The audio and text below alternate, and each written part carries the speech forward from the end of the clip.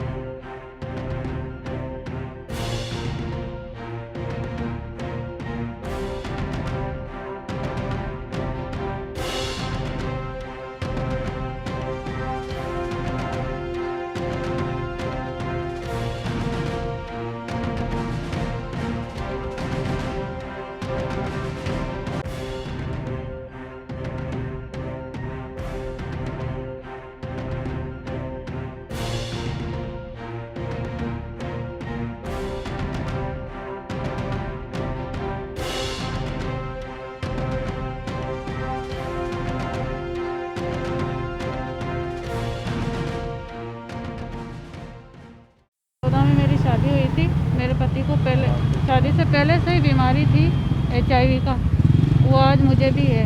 उन्होंने धोखे से मेरे साथ शादी करवा दी और उसने तो फांसी लगा ली, मेरी ज़िंदगी ख़राब कर दी। मैंने उनके खिलाफ़ केस दर्ज कराया तो मारपीट करते थे। शादी से पहले शादी हुई थी तब, और मुझे टैंक में धक्का दे दिया था। मुझे फ्रैक्चर आए थे पैरों में, रीढ़ की हड्डी में। आज तक इलाज चल रहा है मेरा। 2014 घर पे मुझे मारते थे, मारपीट करते थे। मैंने उनके बोला आपका बेटा बीमार है तो मुझे मारते थे। बोला बाहर अगर बोला तो तुझे जला देंगे, मार देंगे।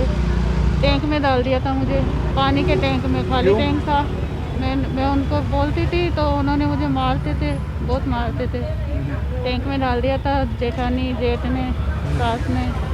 मुझे चोटें भी आई थी, फ्रैक्चर हुए थे मेरे।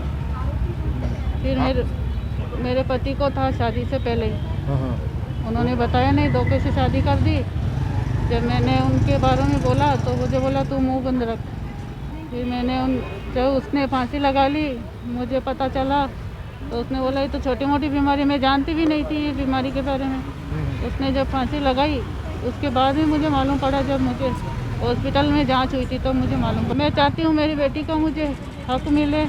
जो मम्मी ने जेवर दिए थे वो उनके पास ही है, वो नहीं दे रहे हैं। भैया भाभी के पास रह रही हूँ, बेटी मेरे पास ही है।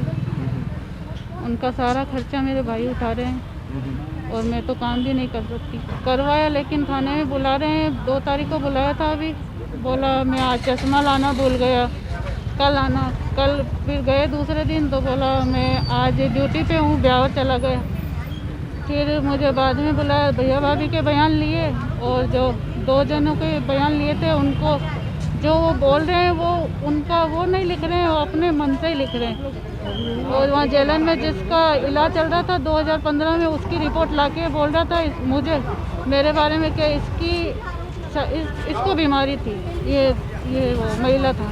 आज तो मैं ये मैम से मिली थी, जब मैम ने बोला था कि किस के खिलाफ मुकदमा दर्ज कराया आपने, तो बोला ये आपका काम नहीं है, ये हमारा काम है। देखिए, फ़ोन 98 दहेज प्रताड़ना से रिलेवेंट और धोखाधड़ी करके धोखे से HIV पीड़ित का विवाह एक सामान्य लड़की जो अपना सामान्य जीवन जी रही थी उससे करवा देना एक जुर्म है। कि भाई जब आपका बेटा ही HIV पीड़ित था, आपको पता था ट्रीटमेंट चल रहा है, तो जानबूझ के आपने किसी और की ज़िंदगी बर्बाद करी। फिर उससे जो नई ज़िंदगी जन्मी है, 7 साल की इनकी बेटी है, वो भी आज HIV पीड़ित है। अब दोनों को न्याय की गुहार लगाते लगाते 3 से 4 साल हो गए हैं। जब भी थाने जाती थी मना कर देते थे, क्योंकि इसके पति ने सुसाइड कर लिया कि अब पति तो है नहीं, मामला बनता नहीं है। जबकि इसका दहेज का सामान, सारा कुछ डॉक्यूमेंट, पति की बीमारी से डॉक्यूमेंट सारे घर पर ही थे, ज्वेलरी इवन सब। पति की डेथ के 12 दिन बाद इसे घर से निकाल दिया जाता है कि तू तो जा, प्रेग्नेंट है ना, तो ये डिलीवरी हो जाए तब आ जाना। जब ये डिलीवरी के बाद जाती है तो इसे अंदर घर में घुसने ही नहीं दिया जाता है कि हमारा बेटा तो गया, अब तू भी जा। जबकि इसको न्याय की, और ये निर्धन है तो न्याय के लिए ये वकील अपॉइंट नहीं कर सकती थी। थाने जितनी भी बार गई इसे थाने से भगा दिया गया, इसकी रिपोर्ट दर्ज नहीं की। फिर जब मैं SP साहब के समक्ष इसको लेके आई रिक्वेस्ट करने पर, SP साहब ने बहुत सहयोग करते हुए इसकी परेशानी समझते हुए निर्देश दिए अलवर गेट महिला थाना को कि एफआईआर दर्ज करी जाए। 3 अगस्त को एफआईआर दर्ज होती है। वहाँ पर भी इसको 2 से 3 बार तो बुला के 1-1 घंटे बिठा के फर्स्ट टाइम बुलाया जाता है इसको 2 सितंबर को बयान देने के लिए। जब ये जाती है तो आईओ साहब का कहना है कि मैं आज चश्मा भूल गया हूँ, आप कल आना। ठीक है। संडे को 3 तारीख को जब ये जाती है तो आईओ साहब का कहना है कि आज मेरा बेटा चेन्नई जा रहा है, मुझे छोड़ने जाना है। ठीक है, अब आप जाइए। ये 2 बार। तीसरी बार शाम को जब जाती है तो कहना है कि मुझे ऑन ड्यूटी ब्यावर जाना है। ओके, 3 बार इसने सहयोग किया, आना जाना कन्वेंस सारा कुछ अफोर्ड करती रही। बावजूद इसके जब मेडिकल की टाइम आता है तो इससे एक एप्लीकेशन पे ये कहा जाता है कि लिख दो कि मैं मेडिकल नहीं कराना चाहती, जबकि जब इसको होद में धक्का दिया था तब इसकी रीढ़ की हड्डी, बैकबोन और पैर में फ्रैक्चर आए थे, जो कि आज भी है। आज भी वो तकलीफ़ से जूझ रही है। बावजूद इसके टालम टोल करने के बाद इसका मेडिकल कराया जाता है।